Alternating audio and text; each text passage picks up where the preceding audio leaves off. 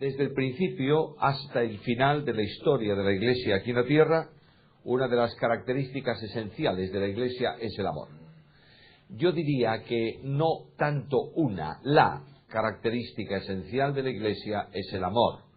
Nunca dijo Jesús: os conocerán por la doctrina, ni por lo que creéis, ni por la forma que interpretáis la Escritura. Os van a conocer que sois realmente mis discípulos si tuvieseis amor los unos para con los otros.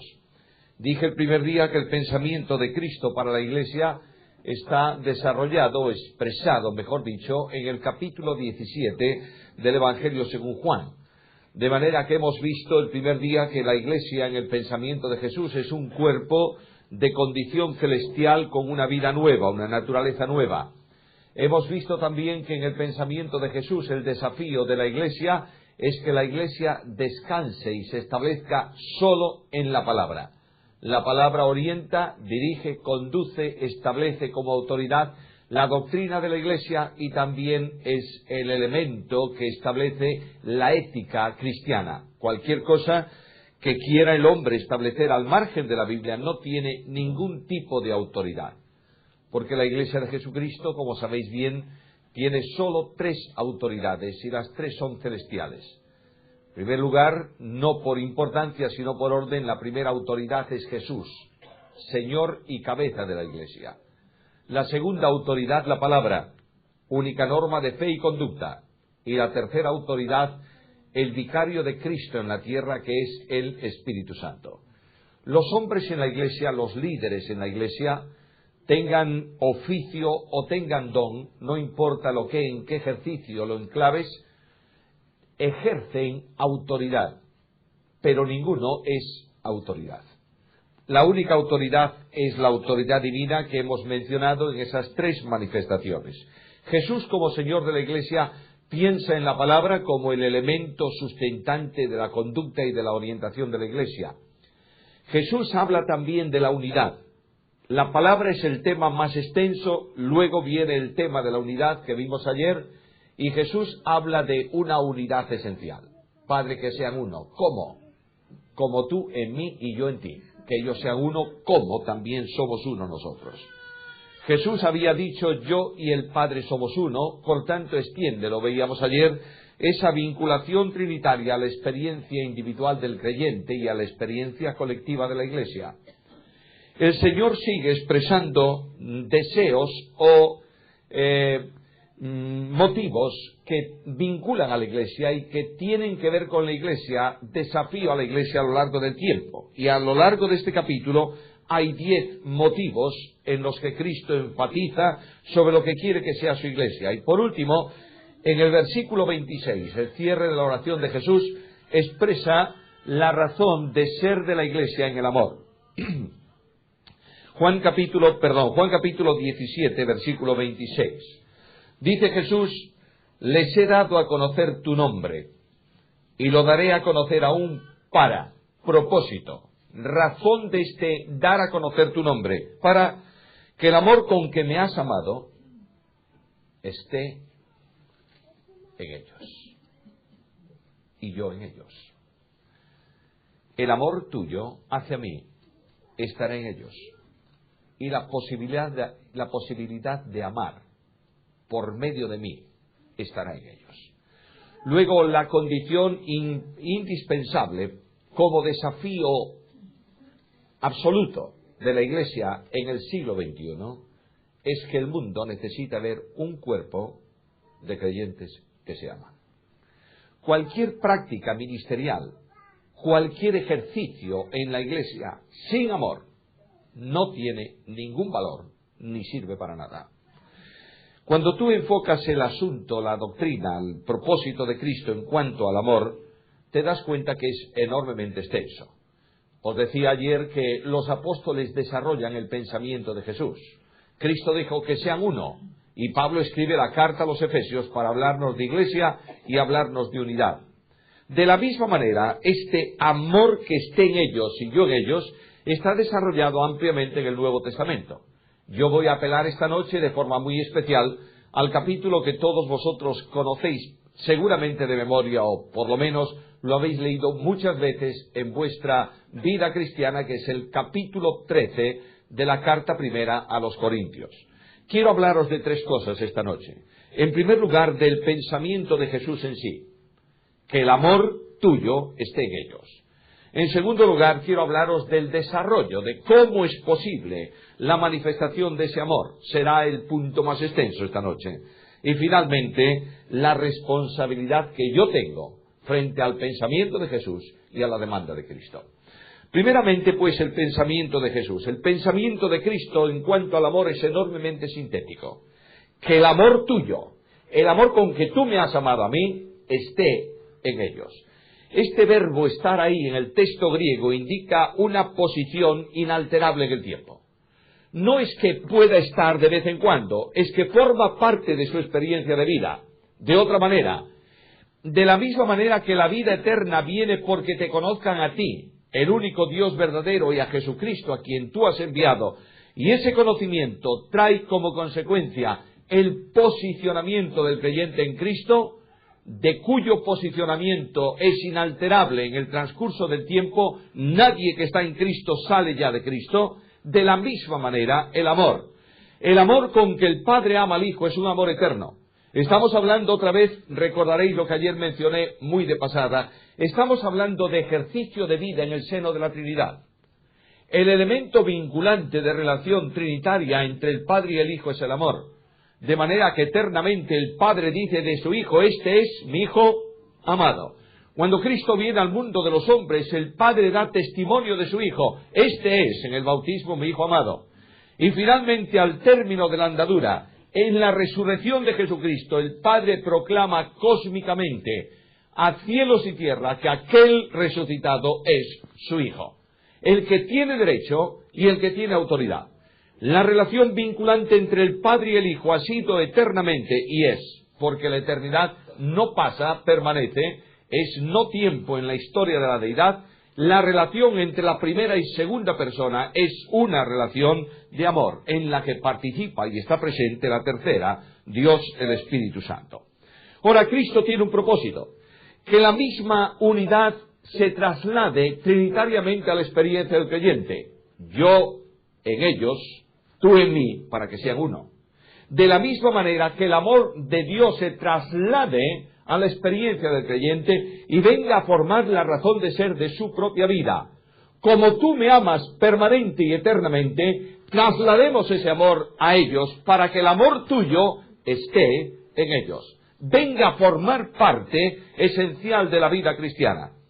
El mundo de hoy, mis queridos hermanos y hermanas, el mundo de hoy es un mundo de odio, de desprecio, de rencores, de rencillas, de contiendas. Frente a un mundo en donde el amor ha desaparecido y simplemente es una palabra más en el idioma que cada uno de nosotros hablamos, el reto, el desafío de los cristianos es dejar de hablar de amor y manifestarlo en la relación entrañable de los unos para con los otros y en la relación entrañable del creyente con el Señor. Este amor de Dios se establece en el creyente por operatividad del Espíritu Santo. Cuando una persona cree en Cristo, el Espíritu Santo lo regenera. Tendríamos que detenernos, yo creo que en esto de salvación hay tantas lagunas que tendríamos que detenernos mucho tiempo en hablar cómo cada una de las tres personas divinas actúan en la salvación de la persona. Simplemente os recuerdo que el Padre llama salvación, que el Hijo salva y que el Espíritu regenera. La regeneración del Espíritu tiene que ver con la implantación de Cristo en la vida del cristiano. No solamente el Espíritu toma al pecador perdido y lo sitúa en Cristo para que tenga vida eterna, sino que al mismo tiempo implanta a Cristo en el corazón del creyente. Y el Espíritu Santo tiene una misión concreta en el tiempo actual, que es que cada uno de los creyentes seamos hechos conformes a la imagen de su Hijo. De otra manera, el Padre ha predestinado a los creyentes de una forma inequívoca, de manera que alcancemos, sí o sí, la imagen del Hijo. Si no tengo la imagen del Hijo, no entro en el cielo. Esta operatividad del Espíritu Santo a lo largo del tiempo va reproduciendo en mí el carácter de Jesús. Y el carácter de Jesús está desarrollado de una forma muy clara en lo que Pablo llama el fruto del Espíritu. La primera gran manifestación del fruto del Espíritu es el amor. Ese amor no es el amor humano, no es el amor de relación entre padre e hijo, ni es tampoco el amor erótico, que aunque a veces tomamos ese amor como un amor un tanto despreciable, adquiere una dimensión absoluta en el sentido en que Dios lo establece, especialmente en la relación del matrimonio. Los griegos usaban 3 palabras para hablar de amor. La palabra ágape es una palabra que define el amor desde el pensamiento del cristiano. De manera que cuando en el Nuevo Testamento se habla del amor con que tenemos que amarnos, generalmente, la mayoría de las veces, yo diría el 90% de las ocasiones, se habla de amor ágape. Cuando estamos hablando de amor ágape, estamos hablando de un amor desinteresado. Del amor que ama por necesidad de amor.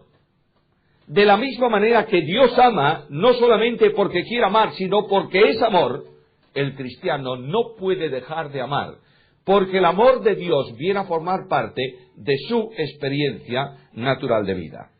Este amor es el vínculo común a todos los cristianos, de manera que el Espíritu Santo no produce el fruto del Espíritu en algunos, produce el fruto del Espíritu en todos. Es verdad que el Espíritu Santo produce el fruto del Espíritu y a veces nosotros, en rebeldía al Espíritu, impedimos esa acción. Pero no hay duda tampoco que en la presencia del Señor todos habremos alcanzado el estado perfecto. Y el estado perfecto tiene que ver necesariamente con la imagen del Hijo. Nosotros como hijos adoptados somos conformados a la imagen del unigénito Hijo del Padre, en el sentido en que el hombre puede ser conformado a esa imagen. No está pidiendo Dios que seamos hechos conformes a la imagen de la segunda persona de la deidad, pero sí a la imagen de la segunda persona de la deidad en cuanto a hombre. Aquel verbo fue hecho carne y habitó entre nosotros. Dios no está pidiendo imposibles. Ninguna de las perfecciones incomunicables de Dios podrá ser experiencia en la vida del cristiano. Pero sí, las perfecciones comunicables de Dios vienen a formar parte de la vida natural del creyente. Por tanto, el amor con que Cristo desea que los creyentes se relacionen entre sí, que la Iglesia se manifieste en el mundo, es el amor divino. ¿Notaste el versículo? El amor con que tú me has amado.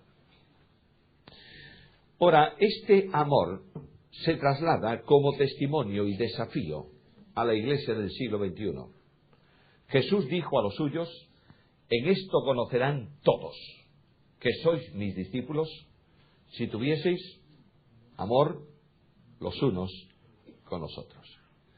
Creo que muchas veces en la historia de la Iglesia hemos enfatizado muchas cosas que son importantes.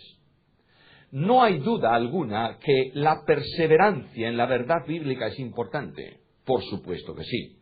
Jesús dijo que Él no había venido a abrogar, sino a cumplir. Por tanto, la palabra de Dios tiene una tremenda importancia en la vida cristiana. Pero muchas veces nosotros hemos enfatizado tanto en el asunto doctrinal que para que lo entendamos bien, entendáis bien qué quiero decir. Hemos levantado un altar en honor de la doctrina y hemos quemado el amor en ese mismo altar. La gran vinculación, la gran evidencia de que yo soy creyente y he nacido de nuevo es que el amor de Dios está en mí. Y cuando el amor de Dios está en mí, ese amor fluye al exterior. Jesús dijo que de la abundancia del corazón, ¿qué? Habla la boca. Por tanto, un corazón lleno del amor de Dios exterioriza en acciones ese amor de Dios en relación con los hermanos y en relación con el mundo. Quiero anticipar algo que lo veremos dentro de un momento. Cualquier énfasis en enseñanza, en ministerio, en doctrina, sin amor, es un simple ruido que molesta a Dios y molesta a la Iglesia. Ahí tienes la carta a los Corintios, el capítulo 13, versículo 1, en donde Pablo dice que si tengo todo y no tengo amor, de nada soy, pero antes dice, vengo a ser como metal que resuena y como címbalo que retiñe. Todos sabéis bien que los platillos de una batería son metales que resuenan. Tocados bien, resuenan correctamente. Golpeados de cualquier manera, molestan.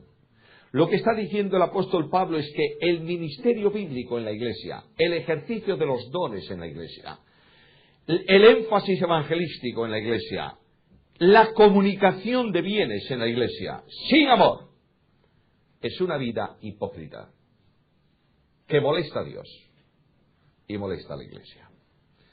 Por tanto, vamos a entrar en el segundo punto, el desarrollo acerca del amor. Llamo vuestra atención ahora a la carta primera a los Corintios, el capítulo 13. Carta del apóstol Pablo a los Corintios, capítulo 13. Tenemos abierto el capítulo y está el concepto bíblico de amor. Si yo hablare lenguas humanas y angélicas y no tengo amor. La gran pregunta que el intérprete tiene que hacerse frente a este versículo es ¿qué clase de amor? Jesús ha hecho la afirmación. No tenemos que entrar en grandes disquisiciones esta noche para saber qué amor es este. El amor con que tú me has amado. Ese mismo amor. Es verdad que el amor de Dios es infinito. Es también verdad que ese amor de Dios infinito no puede ser contenido en un corazón limitado. Lo que está diciendo la Biblia es que la misma calidad de amor con que el Padre ama al Hijo es la misma calidad de amor en la dimensión en que yo puedo hacerlo con que yo tengo que amar a los demás. Dios en la Biblia se le designa como luz, pero se le designa también como amor. El apóstol Juan define a Dios de esta manera: Dios es amor. Por tanto, la relación entre el Padre y el Hijo es necesariamente una relación de amor. Escucha la palabra. No voy a interpretar yo el texto, lo hace la Biblia misma. Escucha a Jesús. Por eso me ama el Padre. Juan capítulo 10, versículo 17. Oye otra vez al Maestro. Mas para que el mundo conozca que yo amo al Padre. Juan capítulo 14, versículo 31. El Padre ama al Hijo, el Hijo ama al Padre. Y esta relación, en esta relación de amor entre el Padre y el Hijo, somos introducidos los cristianos. No sé si sois capaces de seguirme en toda esta dimensión porque es bastante compleja. Hay un amor eterno entre el Padre y el Hijo, y en esa esfera de amor somos introducidos los creyentes por una razón especial, porque estamos en el Hijo. Ahora, cuando tú lees la Biblia, la relación entre Dios y el creyente, descubres que es una relación de amor. En Juan 14, 21, Cristo dice que los creyentes serán amados por el Padre. Y en Juan capítulo 15, versículo 9, dice que los creyentes son amados por Él. Por tanto, el amor divino involucra una relación de Dios para con el creyente. Y esa misma relación de Dios con el creyente, relación de amor, es la misma relación que Cristo quiere para las relaciones del creyente entre sí y del creyente con el mundo. ¿Cómo puedo yo amar con el amor del Padre? Romanos capítulo 5, versículo 5.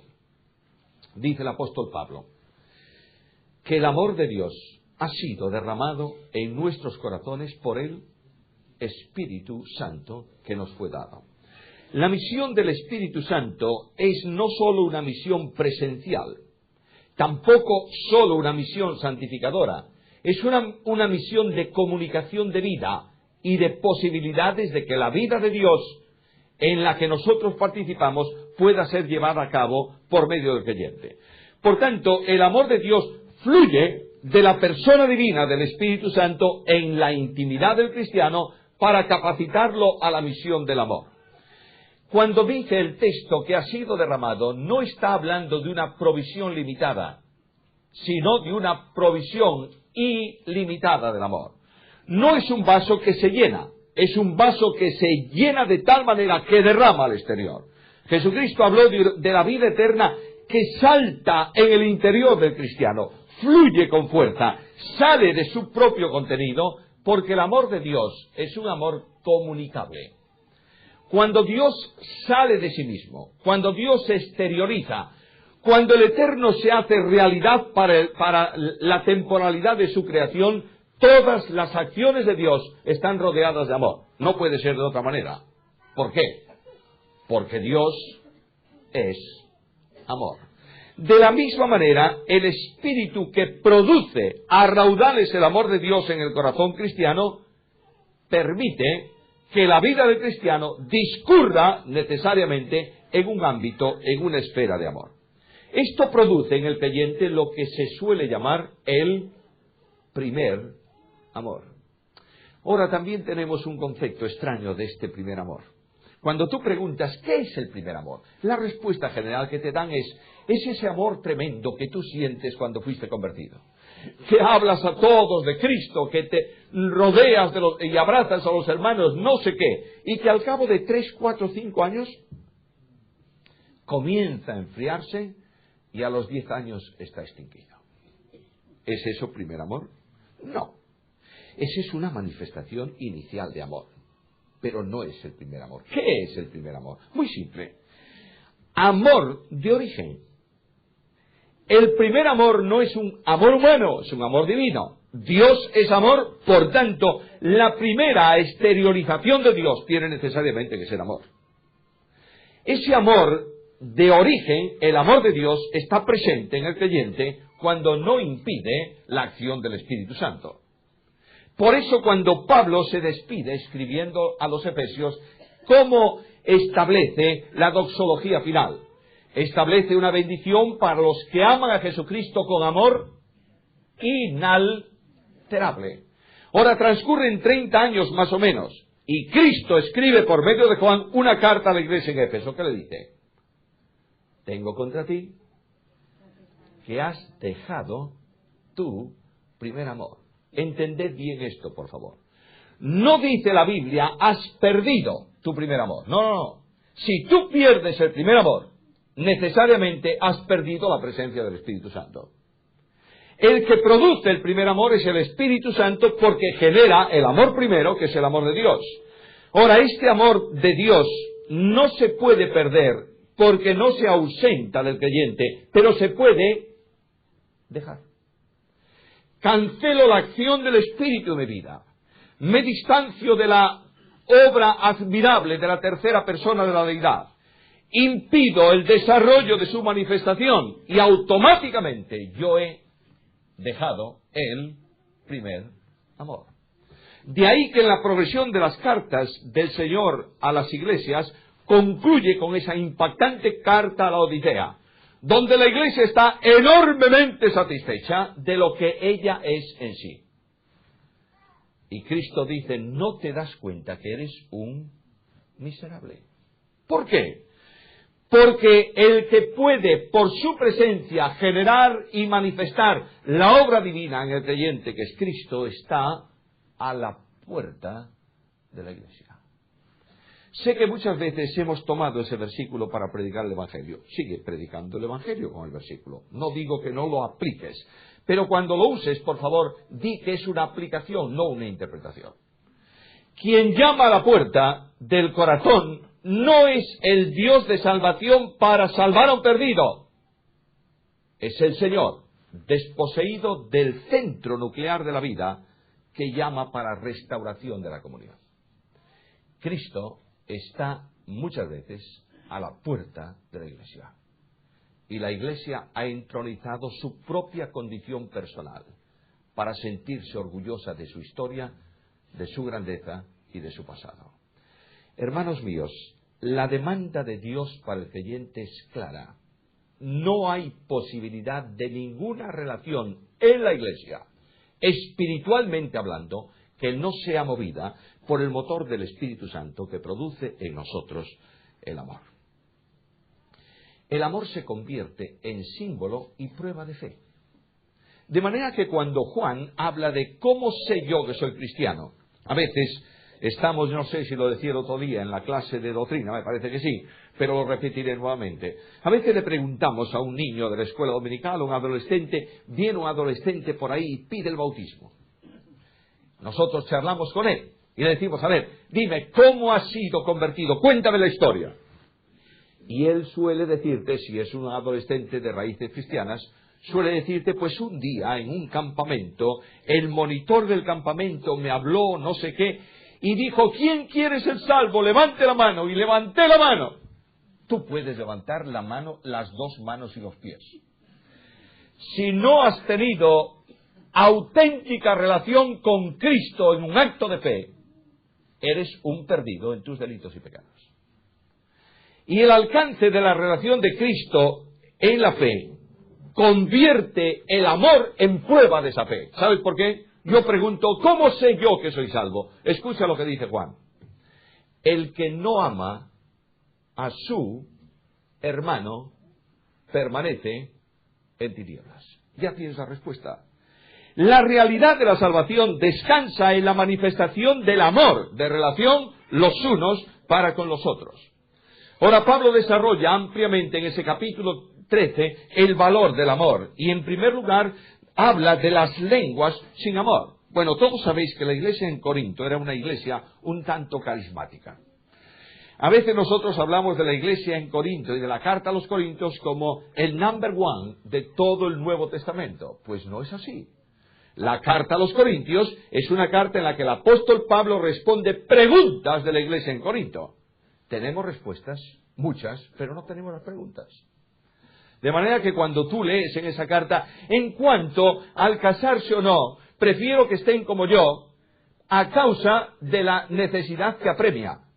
¿Qué es eso? Esté como yo. ¿Cómo estaba él? Segundo problema, ¿qué es la necesidad que apremia? Pablo no lo dice, los corintios lo sabían, pero nosotros no. Esa carta tiene una serie de dificultades interpretativas con la que tenemos que tener en cuenta en el momento de interpretar el contenido de la carta. La iglesia en Corinto, formada por niños en Cristo, querían espectáculo en la reunión. Y todos querían manifestar la grandeza espiritual hablando en lenguas.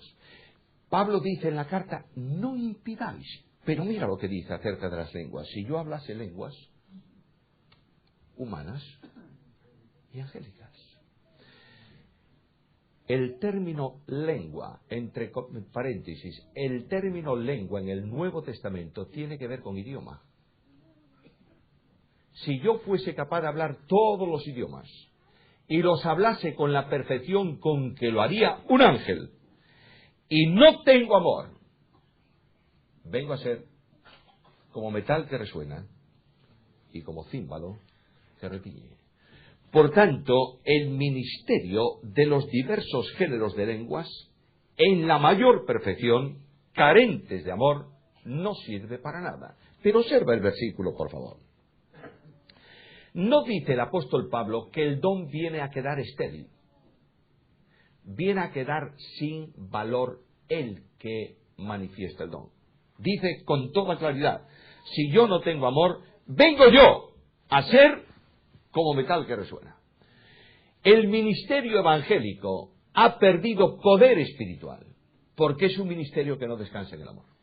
No digo en todas las ocasiones, por favor. ¿Entendéis? Estoy generalizando. El púlpito cristiano ha perdido el énfasis tremendo del poder del Espíritu, porque a veces predicamos para ministrar justicia, en lugar de predicar para ministrar gracia.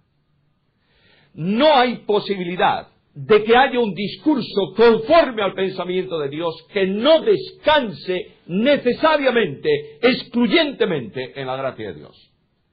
El Dios de la Biblia es gracia, y lo que impactó a Juan de Jesús no fue la grandeza de sus milagros ni la impresionante dimensión de su poder, fue su gracia. Lo dice él. Vimos su gloria como del unigénito del Padre, lleno de gracia y de verdad. Pablo sigue hablando de dones. Si tuviese profecía y entendiese todos los misterios, profecía no solamente en el sentido primario de la expresión de don profético para revelar lo que nadie conoce, sino en el sentido siguiente o sentido secundario del capítulo 14, versículo 3. El que profetiza habla a los hombres para edificación, exhortación, consolación. Luego el ministerio de exhortación y de consolación en la Iglesia, que forma parte de la expresión de profecía, esta manifestación, junto con la ciencia, es decir, la capacidad de interpretar la palabra de Dios, y la fe, la medida de fe para hacer prodigios, señales, milagros, y no solo eso, sino para simplemente ejercer el don que recibes en dependencia de Dios, en fe con Jesucristo. Si tienes todo esto y no tienes amor, nada eres. Pablo habla de una posesión de todos los dones. ¿Observas? Si tengo todo el amor, si tengo toda la fe, si tengo todas las capacidades, si no tengo amor, todo cuanto tengo no me sirve de nada, porque yo soy nada. Algo más. Pablo habla también de la situación de entrega personal de todo cuanto tú tienes, versículo 3. Si repartiese mis bienes, para dar de comer a los pobres. ¡Qué filantropía tremenda!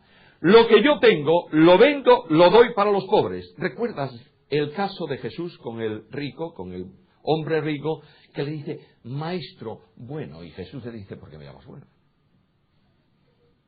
Bueno solo hay uno. Este bueno es Dios. ¿Tú estás llamándome Dios a mí? Si tú me reconoces como bueno, entonces escucha. Te falta una cosa. Ve, vende todo lo que tienes y dalo a los pobres. Mira lo que dice Pablo. Si yo tuviese un amor semejante, bueno, no estoy diciéndote que el verdadero amor, el amor de Cristo, exige que tú vayas hoy y vendas tu piso y lo des a los pobres. No lo hagas. Lo que quiero decirte es que estés en disposición de entregar todo cuanto de valor es para ti. Si estás en esa disposición. Y algo más dice, y entregase mi cuerpo para ser quemado. ¿Se refiere a un sacrificio? Quiere decir, ¿está hablando aquí Pablo de una entrega para el martirio? ¿Está diciendo Pablo un creyente que dice, no tengo ningún problema si tengo que entregar mi cuerpo para ser quemado, como tantos de nuestros hermanos en Cristo a lo largo del tiempo tuvieron que hacer? No se refiere a esto. Se refiere al contexto que aparece en la carta a los Romanos, capítulo 12, versículo 1.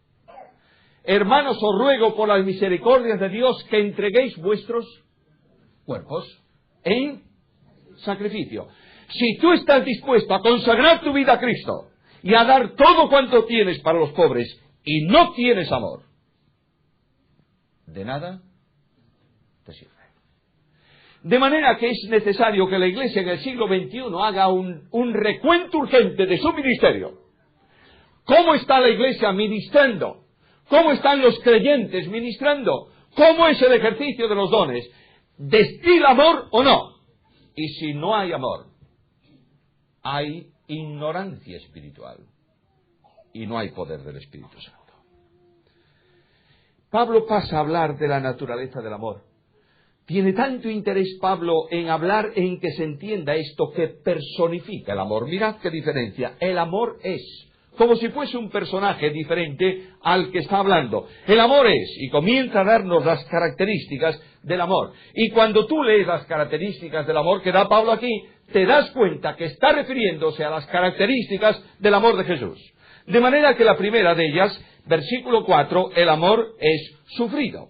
En el texto griego significa magnánimo, es decir, de ánimo grande, capaz de soportar la injusticia, capaz de soportar los males, capaz de descansar en el Señor y encomendar al Señor su defensa. Hermanos míos, a lo largo de mi vida de ministerio estoy aprendiendo.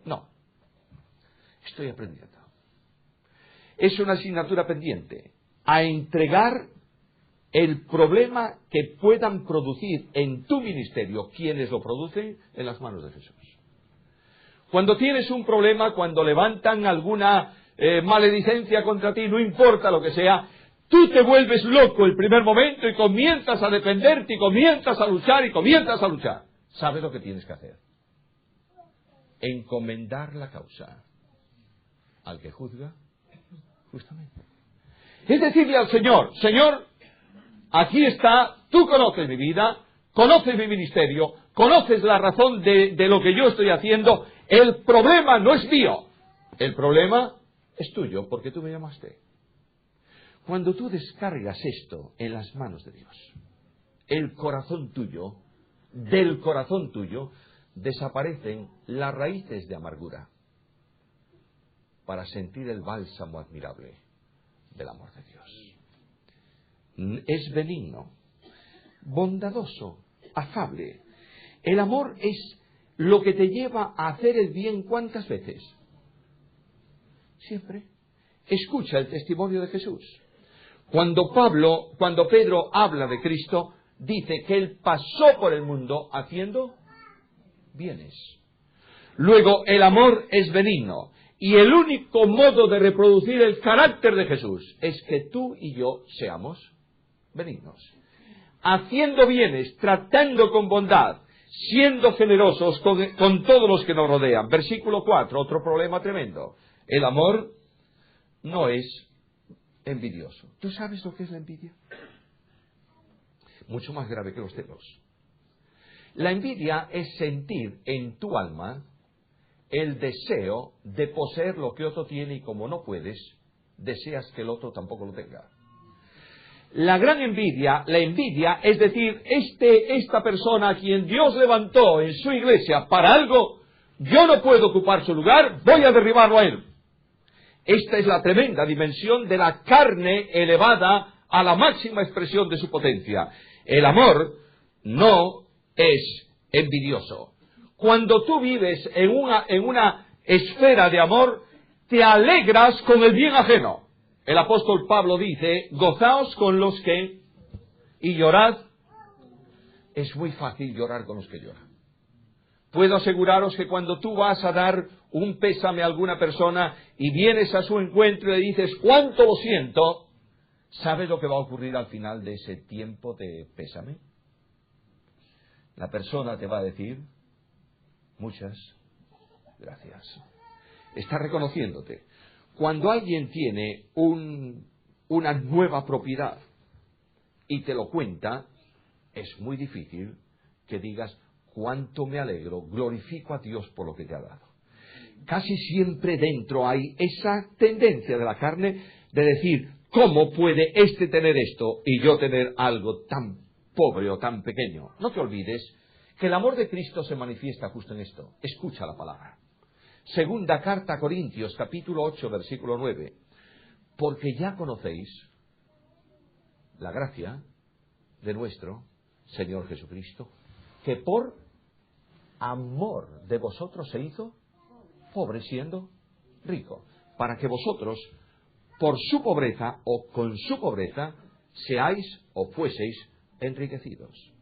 Cuando tú lees el versículo, hay un problema ahí bastante grave en cuanto a teología en relación con Cristo. El versículo dice que se hizo pobre. ¿En qué sentido? Los teólogos de la liberación dicen, mira, convivía con los pobres de la tierra, con los humildes. Bueno, ¿es verdad? Sí, es verdad. Eso es verdad. Bueno, otros te dicen, mira, es que Cristo no tenía nada aquí en la tierra. Y te citan inmediatamente el versículo que dice, los zorros tienen cuevas, las aves de los cielos, nidos, el Hijo del Hombre no tiene dónde. Bueno, ¿tú has leído el contexto de ese versículo, por favor? Hay dos que le preguntan, ¿dónde moras? ¿Y sabe lo que le dice él? Aquí no tengo ninguna propiedad en el registro a mi nombre. No vengáis por lo que vais a recibir, venid en otra dirección. Ahora, cuando tú investigas el texto, sabiendo que Jesucristo es Dios manifestado en carne, hay que preguntarse, cuando Cristo estaba en la tierra, ¿ha dejado de ser Dios en toda la expresión de la palabra? No, Señor. Posee los atributos de la deidad naturalmente en su persona divina y en su naturaleza divina. Los limita en su ejercicio en cuanto a su humanidad. ¿Jesucristo el Señor es heredero de todo o no? Sí, cuando estaba en la tierra también, claro, todo fue hecho en Él, por Él y para Él. ¿En qué está su pobreza? Pobreza en relación con Dios es cuando Dios llega a la incapacidad de dar nada porque lo dio todo. ¿Entiendes esta dimensión? Dios dio a su Hijo, no puede dar más. Y Cristo da su vida, no puede dar más. De modo que con ese empequeñecimiento por amor, Cristo te toma a ti y a mí y nos eleva a los recursos de su misma gloria, sentándonos con Él en los lugares celestiales. El amor no es jactancioso. He puesto tantas veces este ejemplo que vais a estar cansados de él y me vais a tolerar que esta noche me extienda 10 minutos. Es ya la última noche, ya no me invitéis más y ya está todo arreglado. Cuando tú ves un pavo real, ¿sabes lo que es un pavo real? Todos, ¿no? ¿Cuándo es bello el pavo real? Cuando abre la cola. Esa es la respuesta genérica. Cuando un pavo real abre la cola, permanentemente te da a ti la cabeza. Tú te mueves y él se mueve. ¿Para qué? Para que tú veas la grandeza de su cola. Cuando el pavo tiene la cola abierta, date una vuelta por detrás del pavo.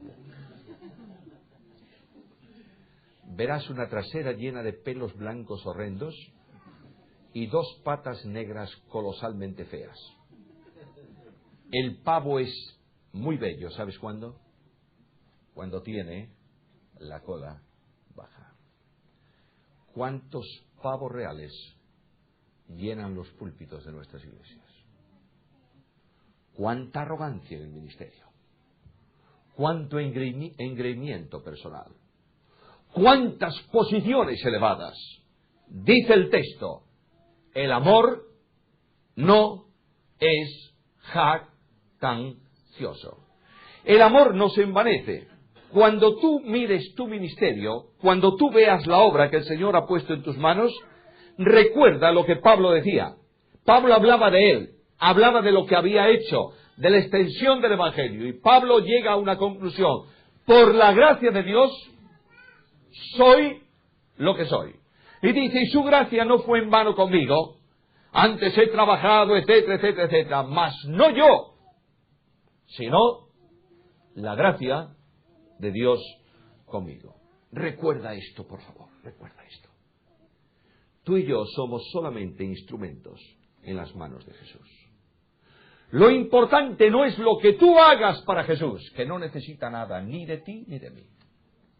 Lo importante es lo que Jesús es capaz de hacer por medio de ti. ¿Entiendes la diferencia? Tú eres el instrumento, la gloria es para el que conduce el instrumento. Si tú eres el que haces el trabajo, parte de esa gloria está bien para ti. La Iglesia de Cristo necesita un pueblo debidamente definido en cuanto a humildad. Amados míos, en el nombre del Señor, con la autoridad de su palabra, escuchad las palabras del Maestro. Aprended de mí, que soy manso y ¿de dónde? ¿Por fuera? No, Señor, de corazón. Recuerda lo que dice Santiago y lo que dice Pedro. Dios resiste al soberbio y da gracia al humilde. Escúchame bien, por favor. No hay nada que podamos hacer en la obra de Dios que no descanse en su gracia. No hay nada que podamos hacer en su gracia que no fluya de la humildad. Es necesario que miremos al Maestro esta noche y que reconozcamos que lo que nosotros somos lo debemos a Él. Es necesario que miremos al Espíritu Santo y que entendamos que el poder del ministerio, la conducción del ministerio, la gloria del ministerio, la presencia del ministerio, la autoridad del ministerio, no es del ministro, es del Espíritu Santo que trabaja en el ministro. El amor no hace nada indebido. ¿Tú sabes lo que significa eso? Significa que el verdadero amor se comporta de manera que nunca tengas remordimiento de esa acción. No hace nada indebido. El amor no busca lo suyo, no piensa en el interés propio, sino en el interés ajeno. De otra manera, la Biblia nos enseña a buscar el bien del otro antes que el bien nuestro. ¿Por qué? Pero yo pregunto, ¿por qué? Porque así es el amor de Jesús, que conociendo a los que estaban en el mundo, los amó hasta el fin. Significa los amó infinitamente, los amó en toda la dimensión.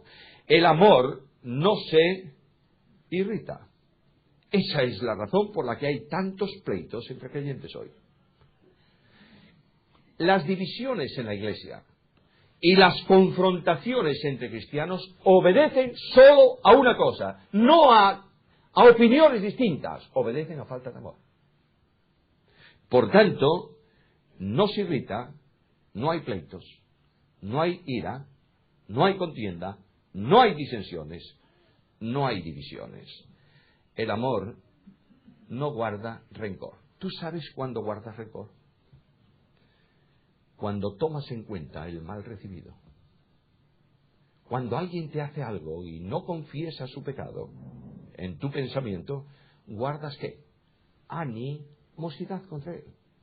Mirad la obra de Dios, por favor. Yo pido a vosotros que sois mayores, que hace tiempo que estáis en la Iglesia, que conocéis los entresijos de la Iglesia de Cristo en el siglo presente. No es verdad que en lugar de manifestación absoluta de amor entre los cristianos hay pleitos, celos, iras, contiendas y disensiones. ¿Es verdad o no?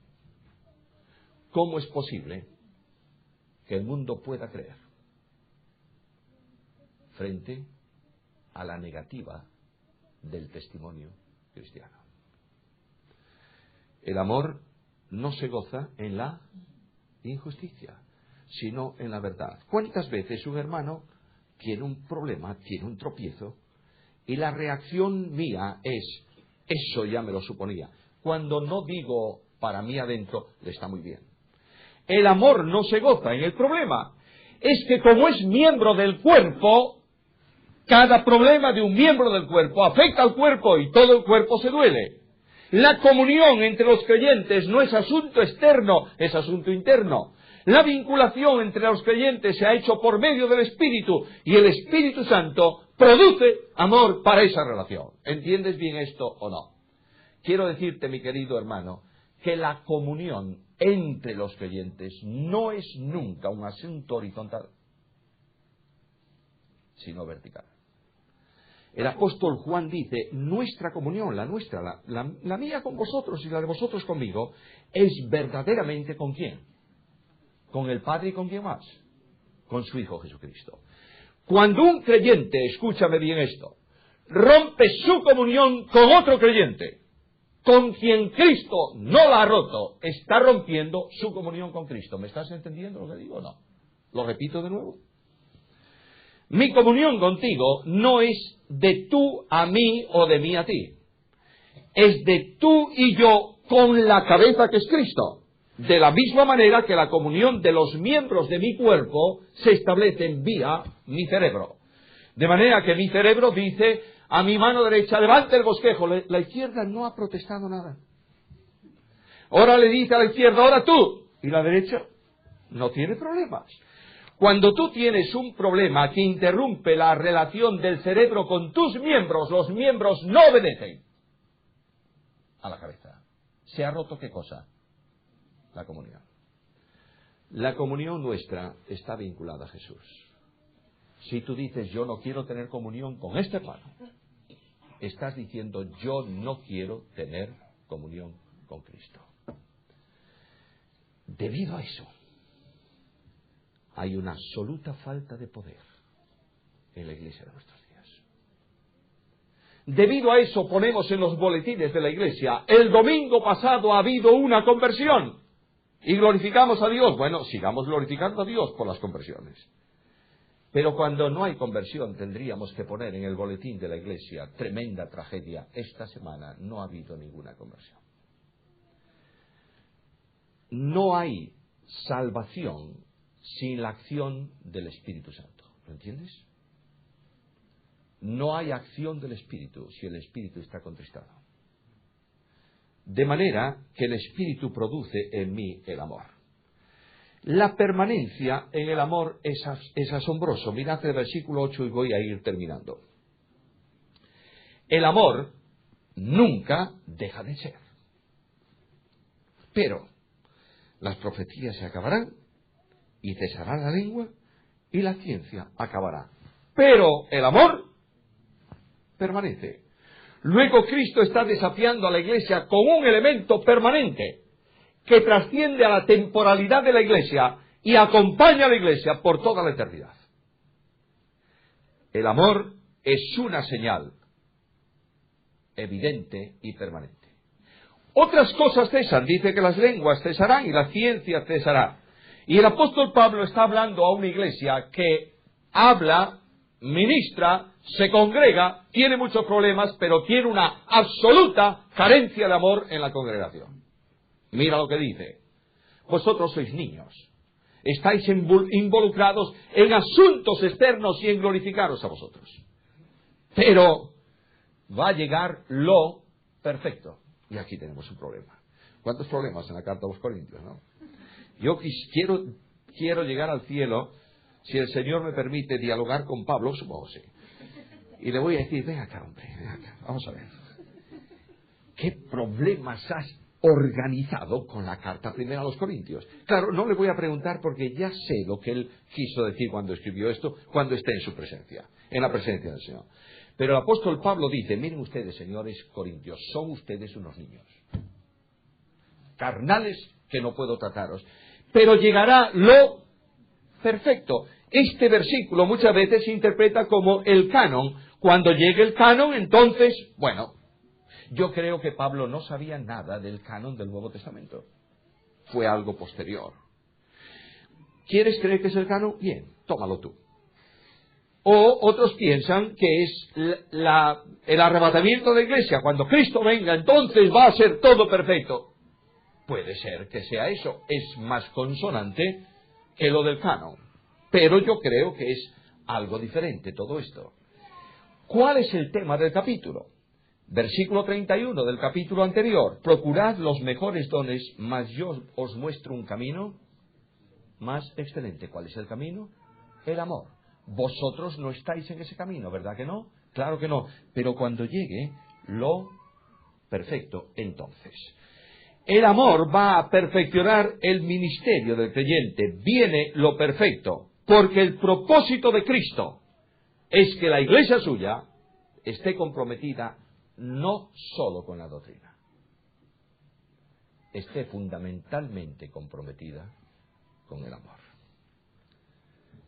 La perfección se completa. Mirad el versículo 13. Ahora permanecen la fe, la esperanza y el amor. Estos tres. Pero el mayor de ellos es el amor.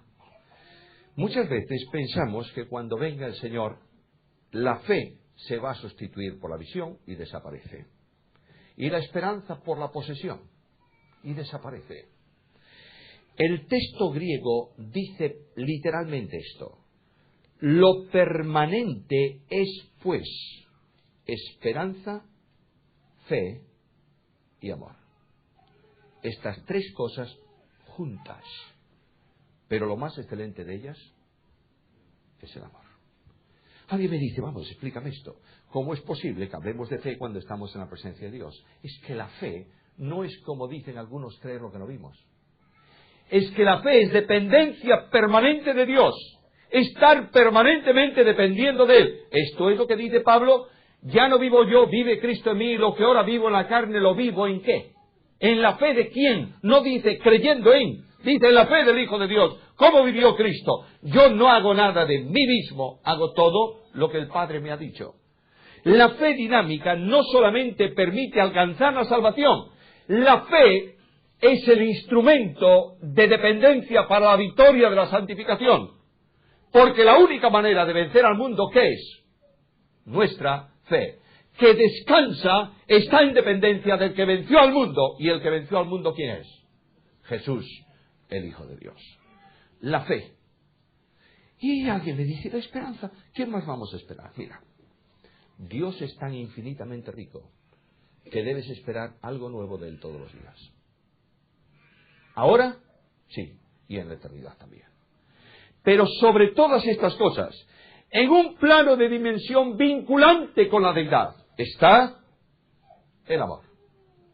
No te llames cristiano, por favor, si eres incapaz de amar.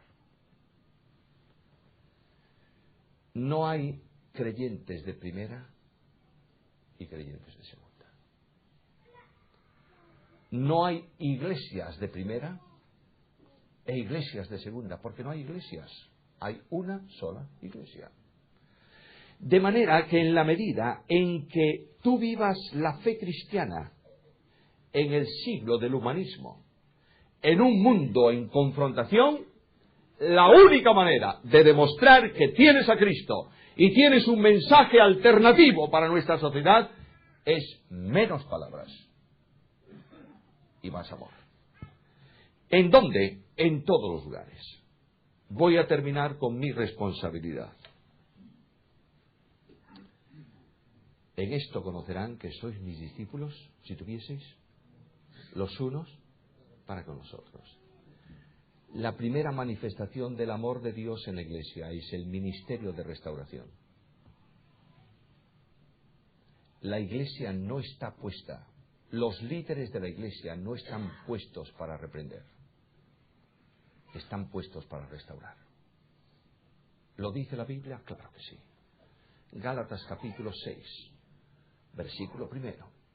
Si alguno fuere sorprendido en alguna falta, vosotros que sois espirituales, ¿qué? ¿Qué? ¿Echarlos de la iglesia? Restaurarlos con espíritu de mansedumbre. Miles de creyentes en España no están en otra iglesia. Sería una bendición. Están en el mundo. Porque no han tenido una mano de gracia que los haya restaurado. Cientos de jóvenes han abandonado nuestras congregaciones y viven en el mundo porque hay una disociación entre lo que predicamos y lo que vivimos. Cientos de ministerios no se pueden llevar a cabo por pleitos, celos, iras y contiendas. Y cuando Dios conduce la iglesia en una dirección, siempre se levantará opositores a esa dirección. ¿Sabes por qué? Porque hablan de amor, pero no viven el amor. Hogares cristianos que se están deshaciendo esta noche. Porque el marido y la mujer no han entendido el amor de Dios. Y porque el hogar cristiano, el matrimonio cristiano, tiene un profundo defecto en cuanto a interpretación. No es un yo y un tú que se cambien un nosotros.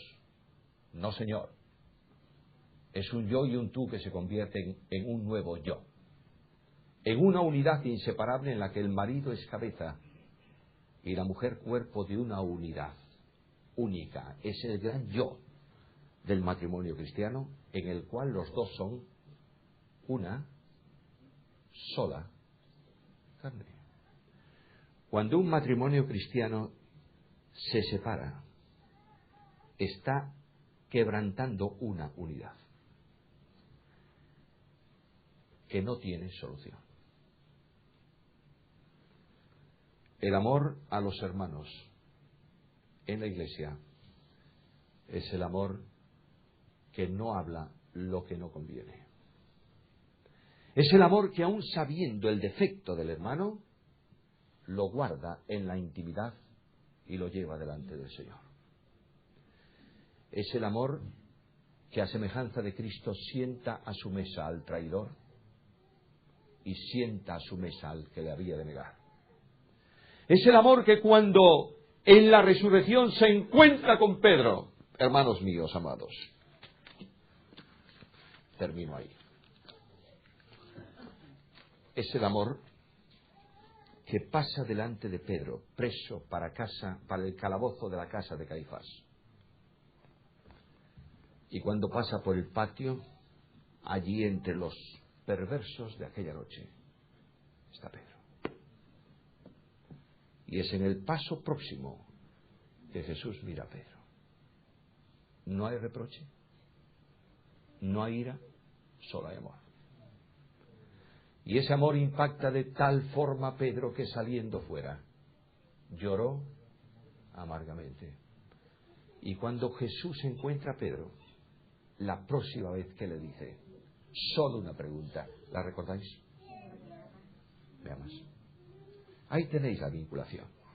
No hay otra razón para el ministerio pastoral. Apacienta mis ovejas. ¿Por qué? Porque tú me amas. Porque la relación descansa en el amor, no en la técnica, sino en el amor, no en el autoritarismo, sino en la gracia. Mis amados hermanos, la Iglesia de Cristo hoy necesita pastores que vibren en su corazón pastoral al impulso del amor de Jesús.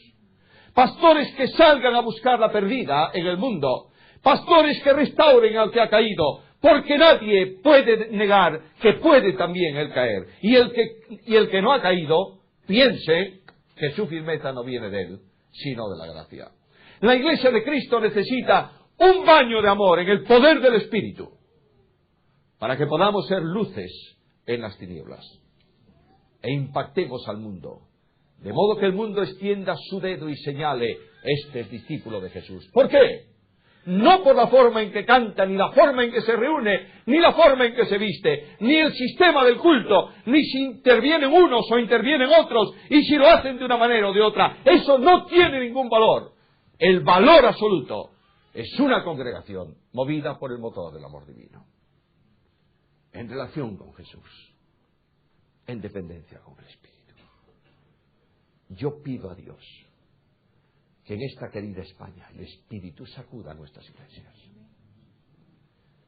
Quiero deciros que yo no soy carismático ni sintonizo con ellos. Los respeto, los dejo ahí. Quiero deciros que no estoy buscando una renovación en ruidos, ni en parafernalia, ni en subjetivismo. Pero creo que la necesidad más grande de la Iglesia de Cristo hoy es una renovación en el Espíritu, conforme a la Escritura. Y esto pasa porque tú vayas esta noche a la presencia de Dios, en tu casa, en tu habitación, en silencio, y digas a Jesús, Señor, perdóname, y dame un corazón impregnado en el amor de Jesús. Que la gracia de Dios os ayude.